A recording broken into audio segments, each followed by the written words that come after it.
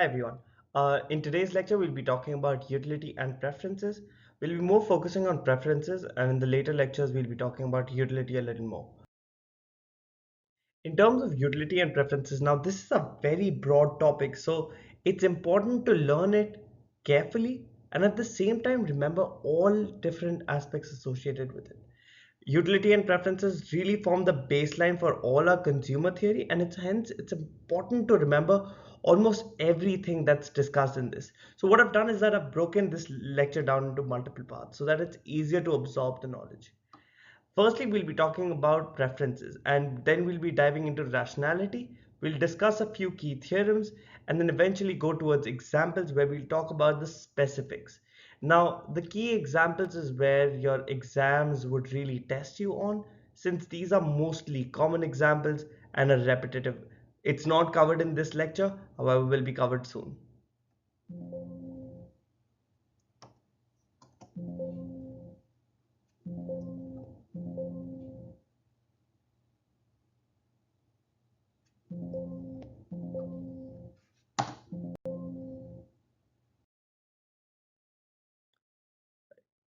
On this particular slide, we'll be talking about preferences. Now, preference is very intuitive to understand.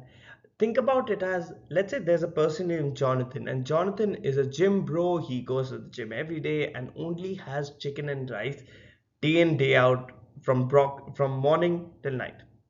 So Jonathan goes to the grocery store and only buys chicken and rice. His mother goes to him and asks him that why didn't you buy any vegetables? And Jonathan says that it was his preference that he only prefers chicken and rice to onions and carrots. And this is what is called preference. There's a technical definition, but this is the most intuitive one. Remember that preferences create the baseline for all consumer theory in the future. So we'll be talking about a lot of relevant subjects and topics, and all of them will really dial back to this particular topic. When we talk about preferences, one core thing we also talk about is rationality. And so, what do we mean by rationality? The intuitive idea is Jonathan's choices or preferences logical and consistent? This would really dive into fulfilling two aspects. One is completeness and the other one is transitivity. Perfect. So now the question that we ask is what is really meant by rationality of preferences? Before we start off, it's important to go through the notations that we'll be using throughout this. One is this particular symbol. This means that something is preferred. So let's say if an item is present over here, this item is preferred more than the other one. Indifferent. So this squiggly symbol essentially signifies indifference. So if there's an item over here, there's an item over here, that particular person or has that particular person has preferences that are almost equivalent for each other. And then throughout this lesson, I'll be using J resembling Jonathan. This is not a technical term, it's something that we're using for the ease of all calculations. Now, rationality is on the basis of two core concepts. One is transitivity, and the other one is completeness. Both these properties must be satisfied in order for a preference to be rational. Now, talking about transitivity, let's say we have let's say Jonathan has three items to choose from. He's going for shopping. He has item A, B, and C that he sees in front of him. There are three cases. So let's say Jonathan is shopping on one day, C is unavailable, and has the choice of buying from A and B. Let's say Jonathan selects B and Jonathan does not buy A.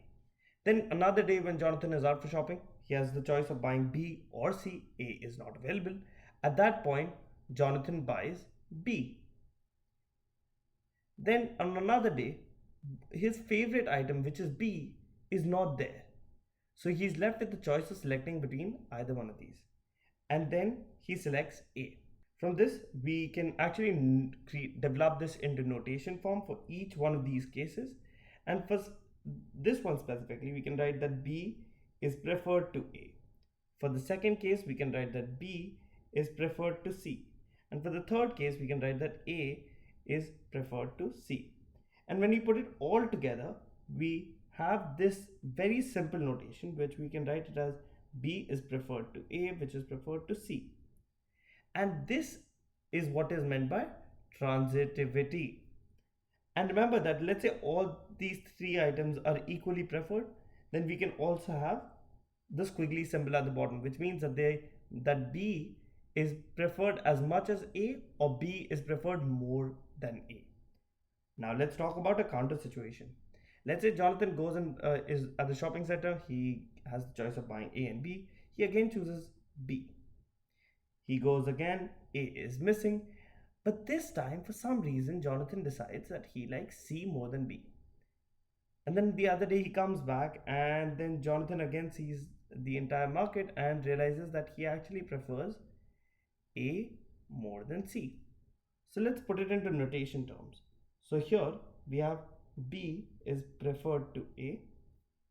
Here we have C is preferred to B. And here we have A is preferred to C. So what do we come? So what do we get through this? So what do we get through this?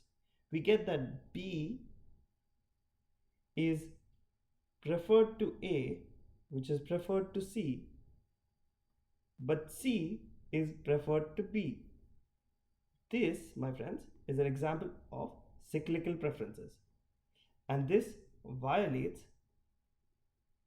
rationality.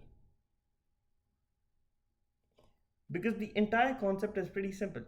If Jonathan likes something more than the other thing, how can Jonathan like something else which is in transition towards those preferences in that process?